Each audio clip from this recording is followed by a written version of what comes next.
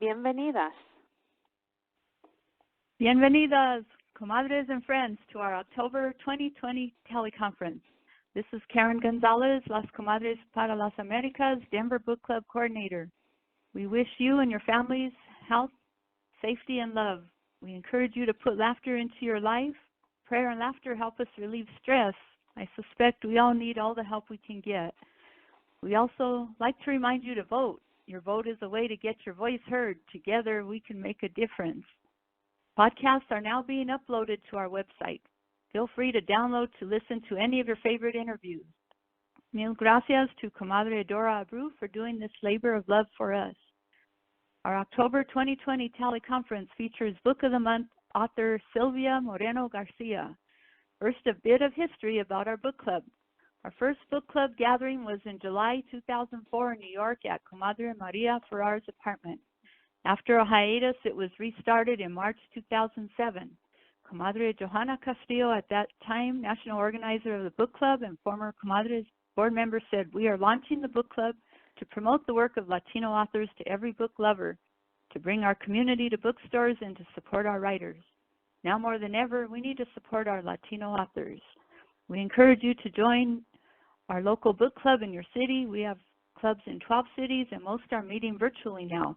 There is sure to be one that can fit your schedule. If your city doesn't have one, why not help us start one?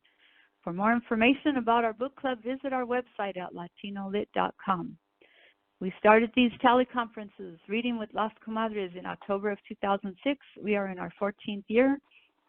We created the Reading with Las Comadres teleconferences and book club in an effort to entice everyone to read more Latino authors, to learn about Latino roots, and different perspectives on Latino cultures and heritage. Our book club and teleconferences are open to all, not just Latinos. We are creating a space for everyone to explore the Latino writer's mind and soul, as portrayed through the written word. So please invite others to join us. We are very grateful to the publishers, Del Rey Publishing, for their support of this teleconference with free books. For more information about the authors and publishers, visit our website at latinolit.com. Our Book of the Month author, Sylvia Moreno-Garcia, will be interviewed by Julia Abrantes. Let's learn a little bit about Sylvia. Mexican by birth, Canadian by inclination, Sylvia Moreno-Garcia's debut novel, Signal to Noise, about music and magic, won a Copper Cylinder Award. Her second novel, Certain Dark Things, focused on narco-vampires in Mexico City. It was one of NPR's best books of 2016. Gods of Jade and Shadow was the 2020 American Library Association Reading List winner in the fantasy category and won the 2020 Sunburst Award for Excellence in Canadian Literature of the Fantastic. She has edited several anthologies, including She Walks in Shadows, World Fantasy Award winner, published in the USA as Cthulhu's Daughters, Fungi, Dead North, and others. Sylvia is the publisher of Innsmouth Free Press. She co-edited the horror magazine The Dark with Sean Wallace from 2017 to 2020.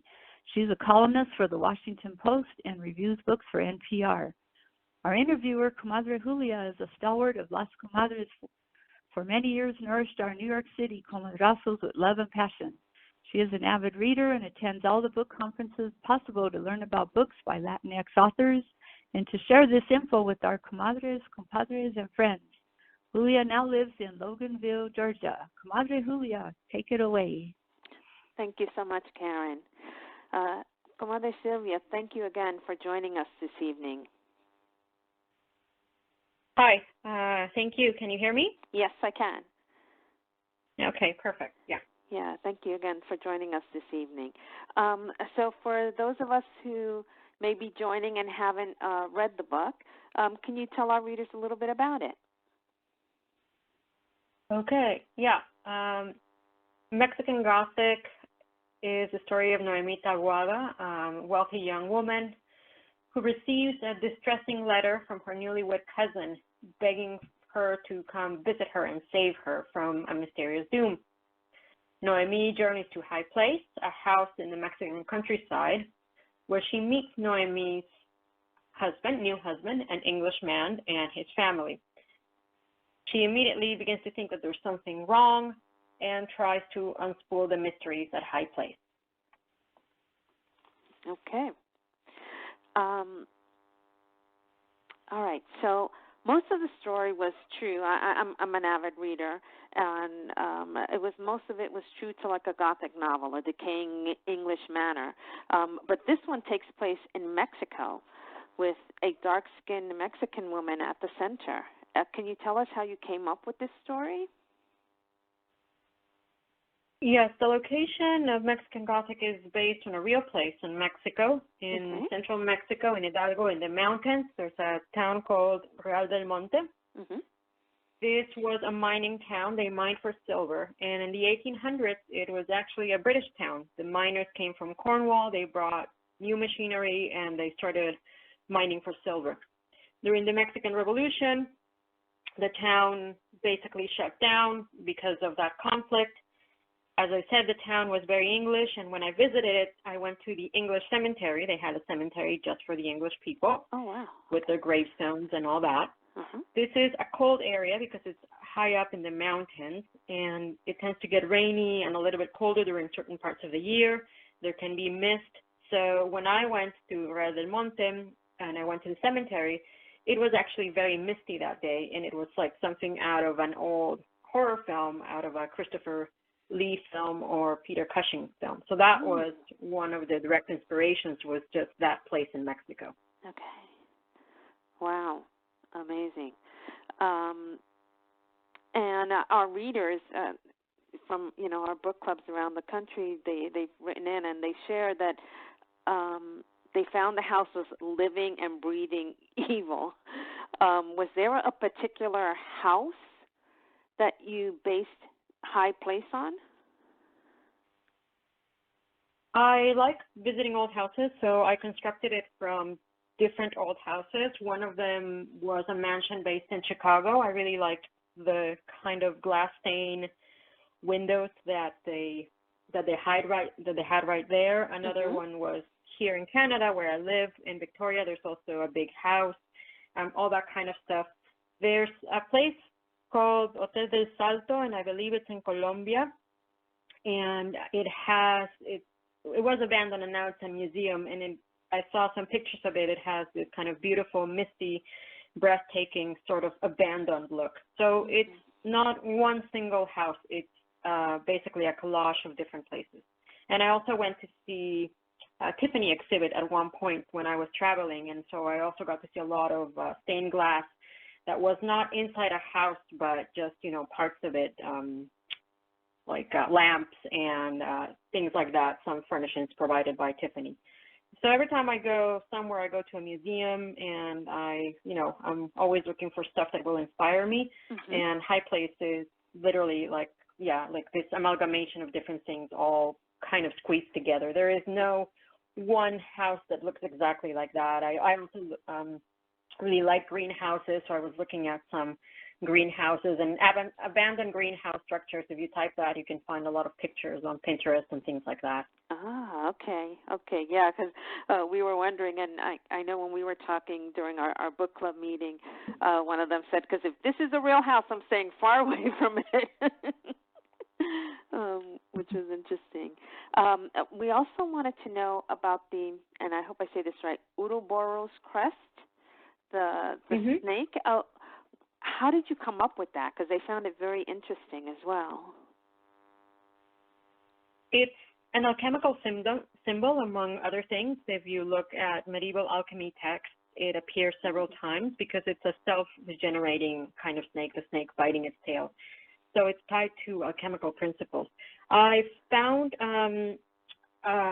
Ouroboros were mentioned in a book about mushrooms and religion that I read, and I read 2 books about mushrooms and religion, mycology and the development of religion. Okay. But I also saw it on a gravestone. In a picture of a gravestone, there was that snake biting its tail. Oh, wow. That's amazing. That's amazing. And we also really loved Naomi. She was strong, independent, and confident throughout the novel. However, living in High Place, there were lots of restrictions placed on her And of course, society placed lots of restrictions on her because of the time period. Our readers were definitely rooting for her. Can you talk about this a little bit? About the time period and women's about place in Naomi, society? about making her as strong as you did during this time period. Okay. I guess I should say that this is a few years before women get the right to vote in Mexico. So this is 1950, so the vote for women has not happened yet. Okay.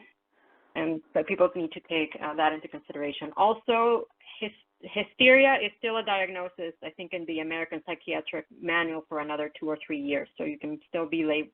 Hysteria is a real medical diagnosis in this time period. Mm-hmm. So that's just, some of the context where this is happening.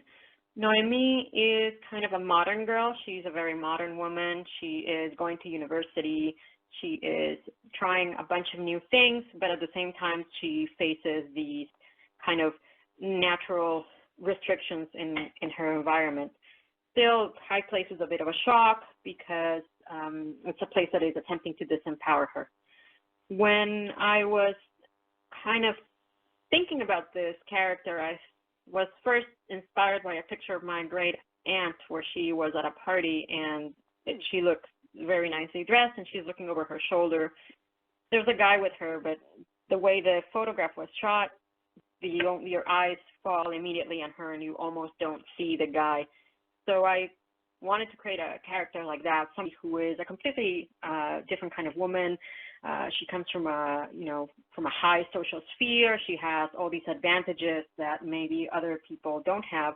And when she comes into High Place, she comes as an equal, and she can look around and she can say, yeah, this does not look right at all, and you people are kind of crazy in her head. Mm-hmm. And so I wanted that character who was a contrast to some of the examples of suffering Latin American women, that the only examples that we see often are very narrow examples. I wanted to create somebody who was a little bit different from that. And also Gothic fiction has this fixation with the figure of the other. And it starts in the 1700s. If you read Gothic fiction, it's the Italian and the Spaniards who are evil. They're evil and they're Catholic and they're exotic for that reason. And so there's this fear of the other as in the figure of the Italian and the Spaniard. Later on in the 1800s, the other kind of continues to be the other, but other parts, they can come from different places, not necessarily only Spain and Italy. That's how you get Count Dracula, who is from the exotic Eastern Europe, and he's here to take your women and infect them. You also have Bertha in Jane Eyre, who is kind of an example of degraded white womanhood. So in that time period, even though Bertha is technically white because she's born in the Caribbean and raised there, there's something wrong with her. There is this belief in this time period that if you're white and you grow up in certain parts of Latin America or in the Caribbean, you become tainted by association and your whiteness becomes kind of degraded. And so that's Bertha Mason. So there's this constant fear of the other in Gothic fiction, mm-hmm. in horror fiction, and I wanted to create a story in which the other, the literal other, the dark-skinned woman, comes into the story, and she is neither an object of terror, she is not the monster in the story, and she is not also an object of kind of narrow, exotic expectation. Wow. That was very long. Yeah, no, but that's okay. That's okay, because it actually fleshed out the other part of my question about, what you wanted the readers to come away with, but you answered that part because you want us to come away with having this character that's not fitting the norm of in typical Gothic novels. So I like that a lot. Yes, that's right. If that's what I garnered correctly, yes? Okay. Yes, the typical Victorian heroine right. of the 1700s or the 1800s is certainly, we could describe her as naive, virginal, and of course white. Yeah. I thought of Catherine from Wuthering Heights a little bit at first. When you talk about the Gothic novel, she's the weak, female in the story at the beginning, anyway. Let's see. So everyone loves Naomi's fashion, her fashionista, and also the great kit that your publishers put together with the paper doll. We got to see the details of her dress a little bit more. Was there a lot of research that went into getting the details right about this time period? Yeah, well, the good thing about the 1950s is that unlike other time periods where getting visual information might be more complicated, it's actually quite easy to get a lot of visuals from 1950. There's not only magazines and fashion patterns, but you can actually see dresses and clothes in motion if you watch pictures from that time period. Yeah. And because this is the time of the época de cine de oro in Mexico, you can see a lot of women from Mexican actresses dressed in the fashions of the era. So you can see people like Sylvia Pinal and Maria Felix and Dolores del Rio wearing clothes, very fancy clothes that probably not everybody would wear, but you get an idea of what things look like in motion. And there's also a lot of advertising that's going on at the time period, so you can see ads and what it would have looked like, what women might have dressed like. So it's relatively easy to get an idea of what everything looks like. I came up with the idea for the paper dolls, and I gave the illustrator that was going to be working on this pictures and ideas of what she should base her drawings on. So when she's coming up with the party dress, what was one party dress that I was looking at, what it might have looked like, and examples of undergarments, what undergarments Naomi might have been wearing, and that sort of stuff. So that's where that kind of portion of the kit came from. Yeah, I loved. I haven't cut out a paper doll in years, and I just found that so much fun. I thought it was a great addition there. So let's talk a little bit about the relationship between Naomi and Francis. Our readers found it a genuine, romance. Did you always plan for there to be a romance in the story? Yeah, well, there's two kind of, if you look at Gothic novels as a spectrum and you divide them, which is something that we sometimes do, you can talk about female and male Gothic novels, and female Gothic novels from a scholarly perspective are novels in which a female protagonist is a heroine and a victim at the same time, and she's solving a mystery, but there's a rational explanation behind it, and ultimately the goal of the protagonist is to end up with her true love. A good example of this is Jane Eyre, I guess, if we want to put it there. And male Gothic novels have supernatural elements, so there's something really actually going on that can't be explained by rational forces. They take place in a merciless universe, and they have elements of graphic content such as violence. We can look at the monks as an example of the male Gothic. So there is a tradition in certain kinds of Gothic novels, not all of them obviously, to have a romantic element. Dracula certainly is not a romantic Gothic novel. It is a male Gothic novel, or what we might call, another way to classify it would be Gothic horror, so there is no romantic element. Right. But in a way, I was borrowing from both traditions, both from the Gothic horror tradition, which can be embodied by works such as Dracula, such as The Monk, and some bits from the romantic Gothic tradition that kind of takes things, there's a love story embedded kind of in the middle of the tale, but ultimately this is a horror novel. It just has kind of like this element of romance that occurs through it. Yeah, I don't want to give too much away. Let's see how I can word this. As soon as he spoke to her in Spanish, that said to me that there was something there. Like immediately, I saw little sparkles going on. But yeah, I like that very much. Without giving too much away, we noticed that there is room for a sequel. Would you write it if encouraged to? No, I wouldn't. My next project is going to be my next book that's coming out in 2021 is going to be completely different, and the one after that is different again. And so, yeah, I haven't written a sequel to anything, so chances are not. Oh, okay.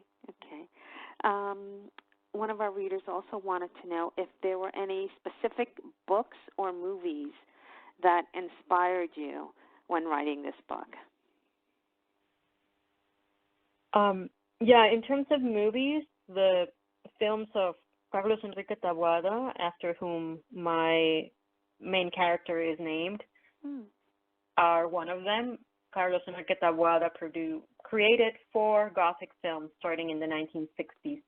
And when we think about film and Latin America, and certainly Mexico, and horror or fantastic kind of films, our default idea is like maybe a Santo against the Mummy, something very campy, very cheap, not very serious, cheesy. And Carlos Enrique Taboada is not making anything in that mode. He is making Gothic films that sometimes tend towards more like the Italian giallo films and more fairy tale-like towards the end of his career with Veneno para las Hadas. So he just has this very interesting idea of what he wants to do, and he's a Mexican filmmaker, and there's nobody quite like him at the time.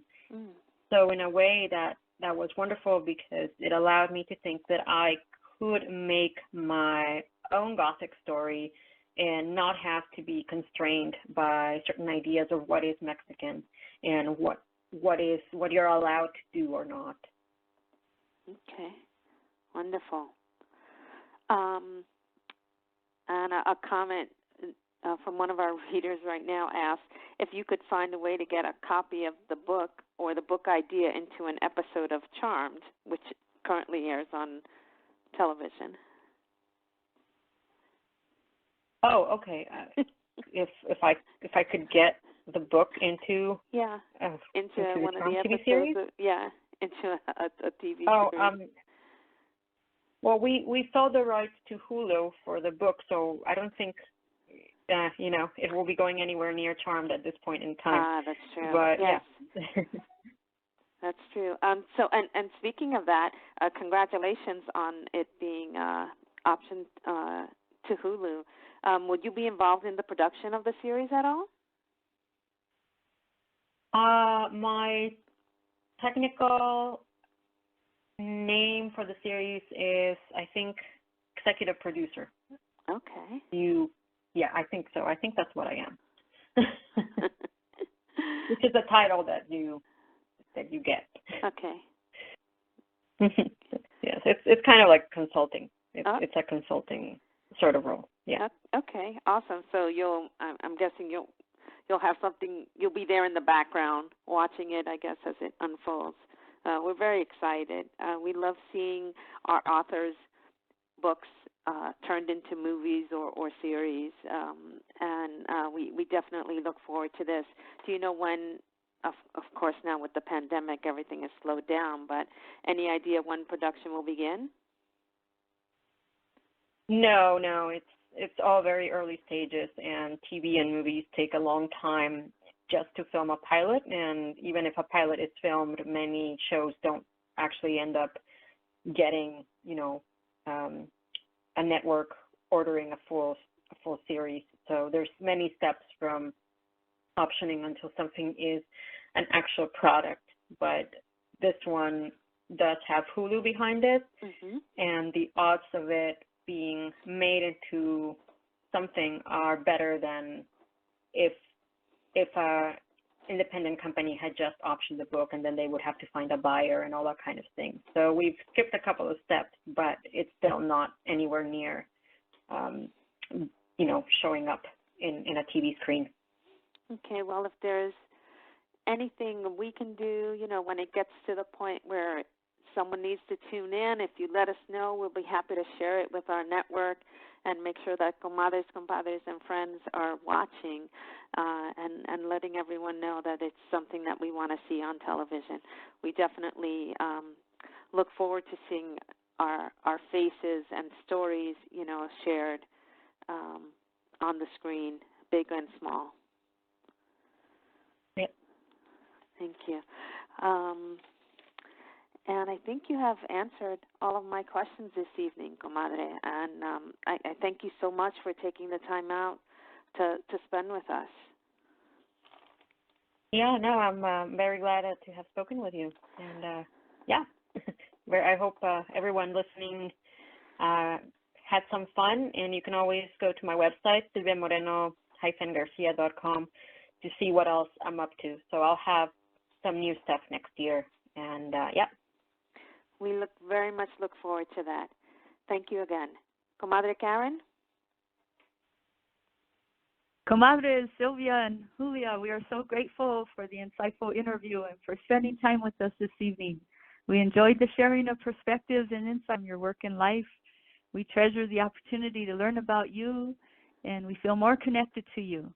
We thank Del Rey Publishing for their support of this teleconference and for their generous gift of books for winners of early registration. We thank our audience for taking the time to join us for this teleconference, and thank you for those that submitted questions. We'd like to thank Comadres Maria Ferrar for the media coordination and the Twitter chat, and to Comadre Adora Abreu for the web work she does for us. Without this volunteer leadership team, this book club and all the associated work would not happen. Mil gracias. Please remember to support our authors by writing a review of their books on sites like Amazon, Goodreads, Barnes & Noble, etc. Those reviews carry weight with the publishers as well as other readers. Buy books to support our authors, and if your library does not have a book you want to read, ask them to order it. And please attend your local book club meetings and bring a friend or two. Remember, it's open to everyone, men and women, and not just Latinos. Our book of the month for November is The Resurrection of Fulgencio Ramirez by Rudy Ruiz. And our additional conversations with book is Flying Free, My Victory Over Fear to Become the First Latina Pilot on the U.S. Aerobatic Team by Cecilia Aragon.